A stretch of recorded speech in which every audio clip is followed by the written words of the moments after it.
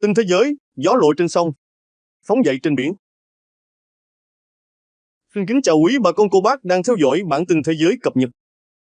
Trong vài phút tới, chúng ta sẽ cùng nhau chèo xuồng qua những dòng tin quốc tế mới nhất, từ chính trị, kinh tế cho tới những câu chuyện thời sự nổi bật khắp năm châu bốn bể.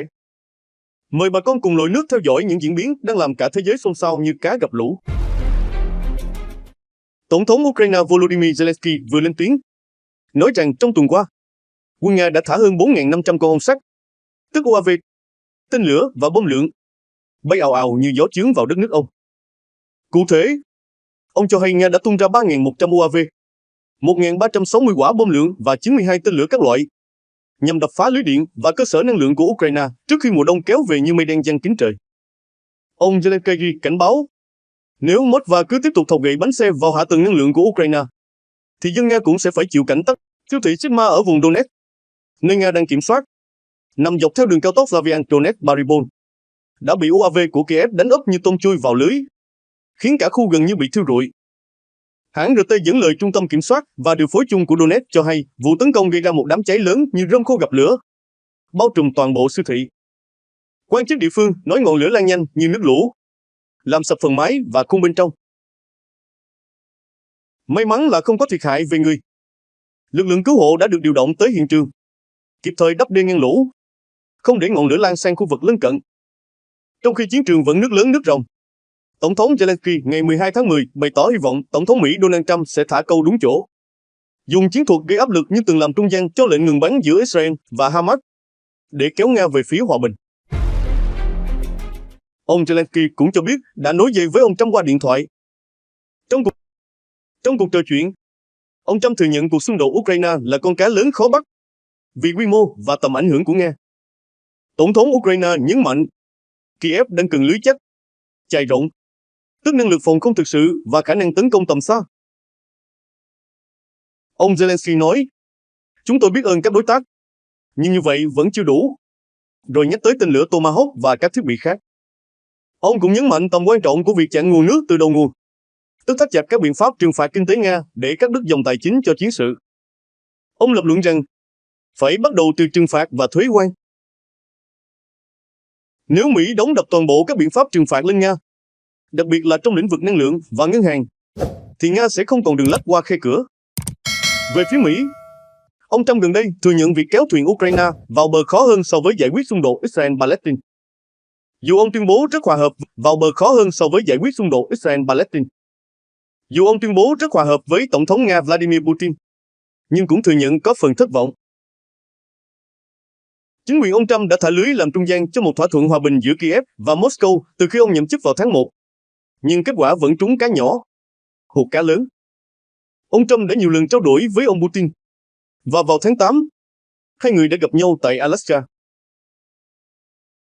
Cả hai nhà lãnh đạo đều mô tả cuộc hội đàm ở Alaska là gió thuận buồm xuôi. Và ông Trump cho biết hai bên đã đồng ý phần lớn về lập trường lãnh thổ để giải quyết xung đột. Tuy nhiên, ông Putin vẫn chưa gật đầu với đề xuất ngừng bắn hoàn toàn giữa Ukraine và Nga. Kênh United 24 Media dẫn tin từ Defense News cho hay, trong những tháng gần đây, Hải quân Liên bang Nga ở Địa Trung Hải đã rút lưới, neo thuyền, hoạt động giảm đáng kể. Theo NATO, nguyên nhân là do Nga. Một đại diện NATO nói rằng hiện Nga chỉ còn vài khí tài hải quân ở Địa Trung Hải, khác xa năm 2018 khi họ thả bè lớn gồm 2 tàu ngầm và 10 tàu mặt nước. Quan chức này cho biết, Hải quân Nga vốn đã thiếu gạo, thiếu muối, tức hạn chế về nguồn lực, nay lại gặp khó trong việc xây dựng lực lượng, khiến thế bố trí ở Địa Trung Hải như trâu già lật chùa. Theo Defense News, một trong những tổn thất lớn nhất là mất chỗ đứng lâu năm tại cảng Tartus ở Syria, nơi từng là gốc rễ tiếp nhiên liệu và bảo dưỡng của Hải quân Nga từ năm 1971. Nhưng đầu năm nay, chính phủ mới của Syria đã rút phép thông công, chấm dứt thỏa thuận cho phép Nga duy trì hiện diện. Không còn quyền tiếp cận Tartus, các tàu Nga phải lội ngược dòng, phụ thuộc vào các cảng xa xôi ở Baltic hoặc Bắc Cực để tiếp tế. Quan chức NATO cho biết việc duy trì hoạt động trở nên khó khăn hơn, dẫn chứng bằng việc một tàu ngầm lớp Kilo phải nổi lên gần eo biển Gibraltar hồi tháng 9 do sự cố kỹ thuật, rồi quay về Baltic để sửa chữa.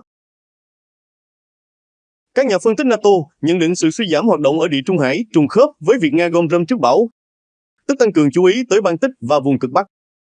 Hồi tháng 1, NATO đã triển khai sứ mệnh Baltic Sentry để bảo vệ hạ tầng dưới biển và giám sát hàng hải, dùng khinh hạm, máy bay tuần tra, UAV và các phương tiện giám sát. Theo Defense News, Nga đã điều thêm lực lượng hải quân để đối phó với sự hiện diện ngày càng tăng của NATO tại vùng biển phía Bắc. Tuy nhiên, các đánh giá nguồn mở cho thấy hạm đội Baltic của Nga gồm khoảng 69 tàu, phần lớn là tàu nhỏ và đã cũ, như thuyền nan giữa biển khơi, bị áp đảo về số lượng so với NATO. Frederick Van Lucheren, cựu sĩ quan hải quân Bỉ, nhận định rằng Nga có thể tìm cách tích hợp tàu mặt nước không người lái để vá lưới rách. Củng cố sức mạnh hạm đội, dù NATO vẫn giữ lợi thế công nghệ. Trước đó, Newsweek đưa tin Mỹ đã triển khai máy bay tuần tra biển 8 Poseidon tới Na Uy, tiến hành hoạt động chống ngầm gần Kaliningrad của Nga. Động thái này được lực lượng vũ trang Na Uy xác nhận nhằm hỗ trợ sứ mệnh Baltic Sentry của NATO, với mục tiêu canh đê giữ nước, giám sát và ngăn chặn các hoạt động thù địch tại Bắc Âu. Kênh United 24 Media mới đây dẫn tin từ Defense Press cho biết doanh nghiệp quốc phòng Ukraine, Ukroboronprom, đã ký thỏa thuận với công ty Leventa Tech-in của Mỹ để cùng phát triển phương tiện không người lái đa nhiệm, hoạt động cả trên mặt nước lẫn trên không. Defense Press, sáng kiến này có thể mở đường để Ukraine tiếp nhận Halyard, con cá bay có tầm hoạt động tới 5.000 km và mang được đồ đạn nặng tới 1 tấn. Hai bên tập trung vào khái niệm nổi trội bay, tận dụng hiệu ứng khí động học mặt đất để giảm lực cản và tăng hiệu suất bay ở độ cao. Gió chướng thổi về sóng ngoài khơi dậy lên. Theo Defense Press, mấy chiếc Halyard bay thấp như chim lội sát mặt nước, né được phần lớn radar, nhưng cũng có thể vọt lên vượt qua hàng rào chống xâm nhập, như cá lội qua đập. Nhờ vậy, chúng hợp để xuyên thủng phòng thủ cảng hoặc làm nhiệm vụ trinh sát, tác chiến đặc nhiệm. Các nhà phân tích nói Ukraine có thể tái chế mấy chiếc này thành đạn tuần kích tầm xa, như biến xuồng câu thành xuồng chiến. Trong vai trò đó, Halyard có thể vươn vòi tới những mục tiêu xa tích mù khơi ngoài biên giới Ukraine, kể cả mấy cảng hải quân Nga được củng cố như đập chắn nước. Ukroboronprom nhấn mạnh Ukraine và mở lớp đào tạo chuyên gia trong nước. CEO Ukroboronprom, ông Herman Smetanin, nói rằng họ cũng tính chuyện cải thiện tốc độ và độ ổn định của sản phẩm, như làm lưới chắc, chạy bền. Chúng tôi muốn mở rộng sản xuất ở Ukraine và tổ chức huấn luyện cho đội ngũ bảo trì, ông nói. Tuy nhiên, chưa có khung thời gian cụ thể cho việc mấy chiếc Halyard này được thả xuống nước. Theo Defense Press, cả 3 mẫu Halyard vẫn đang trong giai đoạn đăng lưới, chưa tới lúc thả câu. Dù có Ukraine tham gia, thì việc sản xuất hàng loạt và triển khai vẫn chưa được dự kiến trong ngắn hạn.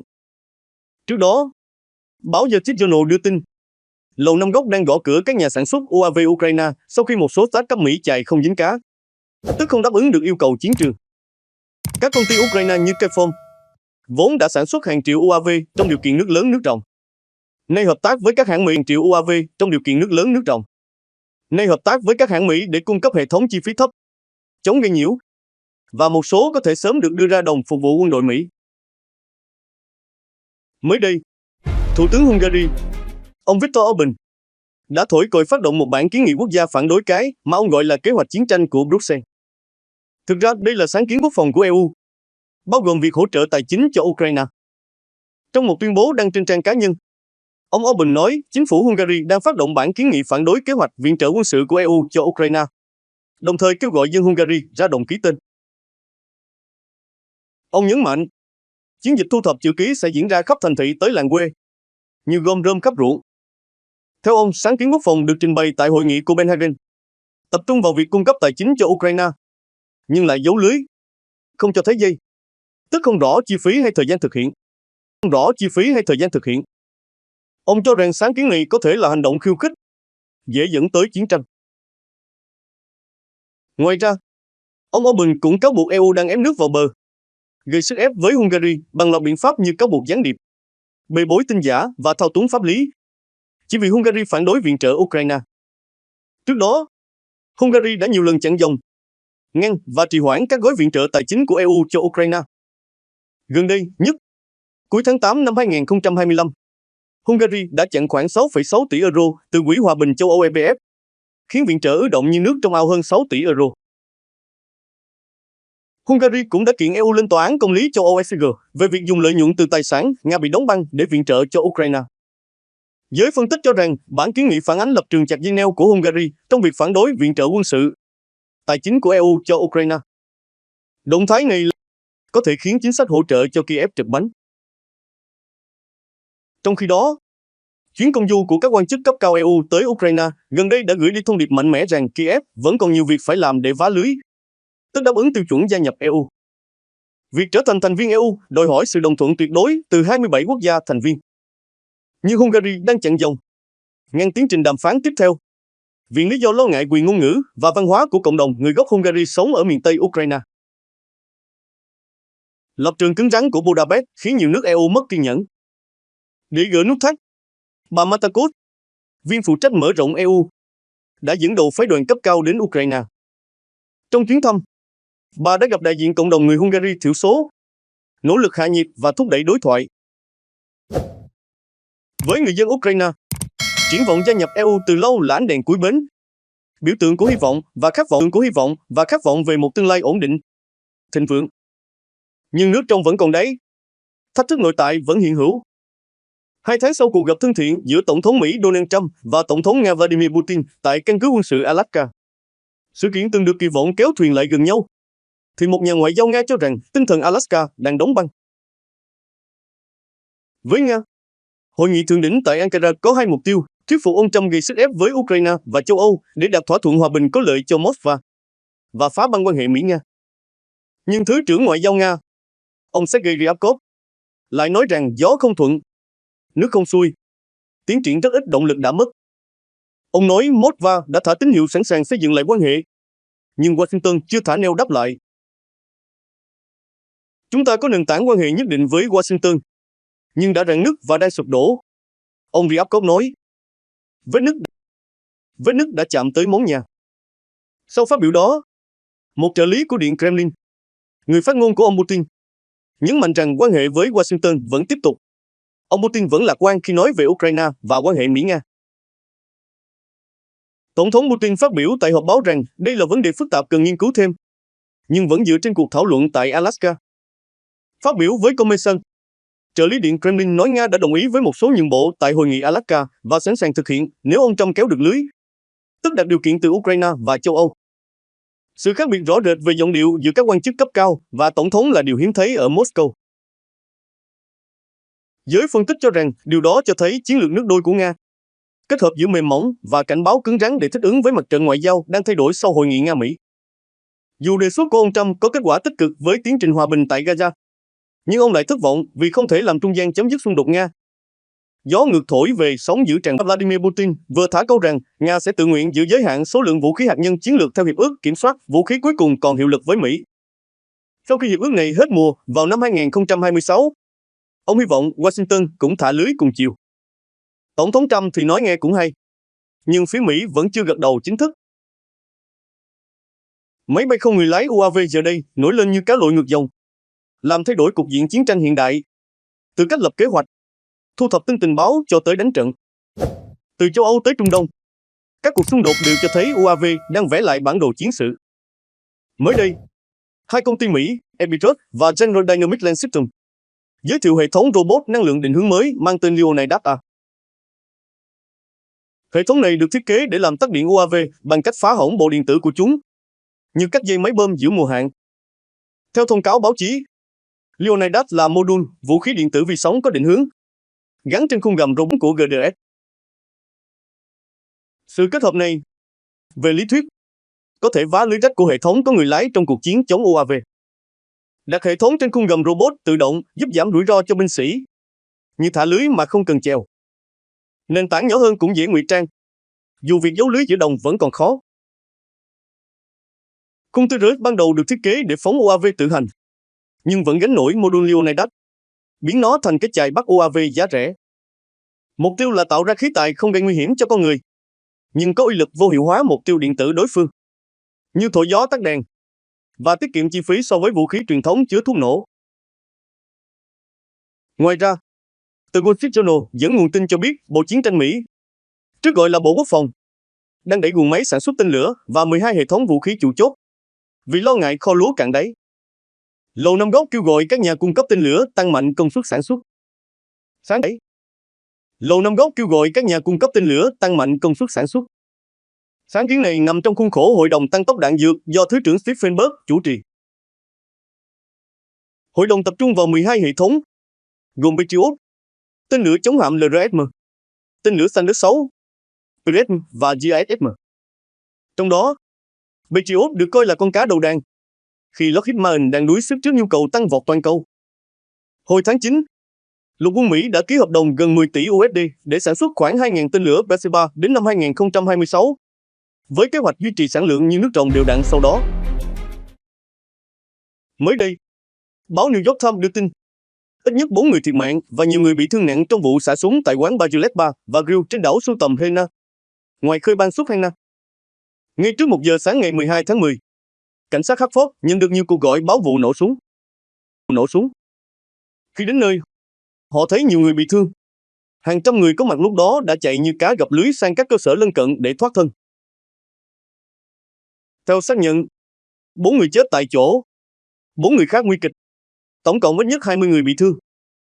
Cảnh sát đang điều tra các nghi phạm. Nguyên nhân vụ việc vẫn chưa rõ. Văn phòng cảnh sát nói đây là sự việc bi thảm. Mong công chúng kiên nhẫn trong lúc điều tra. Xin gửi lời chia buồn sâu sắc tới nạn nhân và gia đình.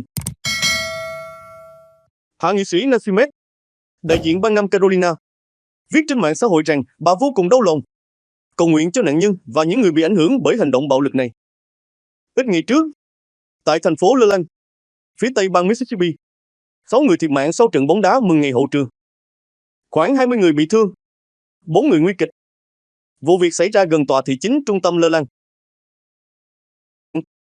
Gọi đây là bạo lực súng đạn vô nghĩa và cho rằng vũ khí lưu hành tràn lan là nguyên nhân chính.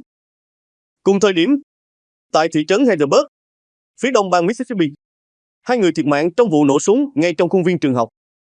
Thống đốc bang, ông Ted Teuer, cho biết trong số nạn nhân có một phụ nữ mang thai. Ông cam kết đưa kẻ gây án ra trước công lý. Nhà chức trách đang truy tìm một thanh niên 18 tuổi để thẩm vấn. Tại Hartford, cảnh sát cũng đang điều tra vụ nổ súng sau trận bóng bầu dục. Trong đó 2 nghi phạm đã bị bắt giữ. Theo Reuters dẫn số liệu từ tổ chức GVA, từ đầu năm đến nay đã có hơn 320 vụ xả súng hàng loạt ở Mỹ.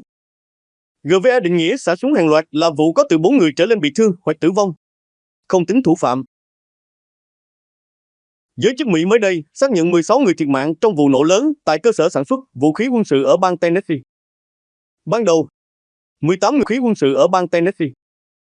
Ban đầu, 18 người được báo mất tích trong vụ nổ tại công ty Accurate Energetic Systems, cách Nashville khoảng 80 km về phía tây.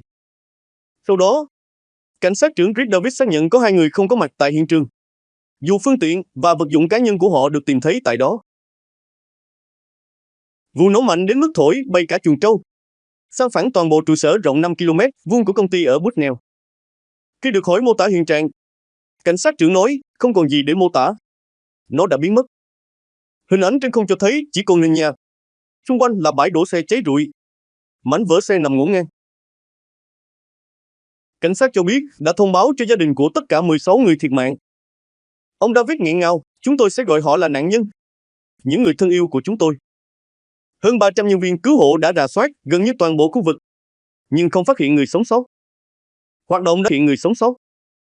Hoạt động đã chuyển từ cứu hộ sang tìm kiếm thi thể. Các cơ quan chức năng sẽ dùng xét nghiệm ADN để xác định danh tính nạn nhân. Chúng tôi đang xử lý chậm rãi và có phương pháp, ông David nói. Khi bắt đầu tìm kiếm, chúng tôi nhận thấy mức độ tàn khốc còn lớn hơn nhiều so với dự kiến. Đây là mất mát to lớn đối với cộng đồng. Vụ nổ xảy ra tại cơ sở IS ở thị trấn Bucknell, cách Napoli khoảng 1 giờ lái xe về phía tây. Sức nổ mạnh đến mức có thể cảm nhận từ nhiều km, tạo ra đám khói khổng lồ. Các cơ quan điều tra, gồm FBI và ATF, đang phối hợp xác định nguyên nhân. Tuy nhiên, hiện trường còn chứa nhiều vật liệu nổ và đạn dược khiến công tác tìm kiếm gặp khó. Trợ lý đặc vụ ATF, bà Thế Gia Cunningham, cho biết nguyên nhân vụ nổ vẫn chưa rõ. Chúng tôi sẽ điều tra kỹ lưỡng dựa trên cơ sở khoa học để tìm ra nếu là hành vi phạm tội, người gây ra sẽ bị xử lý. Nếu là tai nạn, chúng tôi sẽ rút ra bài học để ngăn gió chướng thổi về mây đen giăng khắp trời.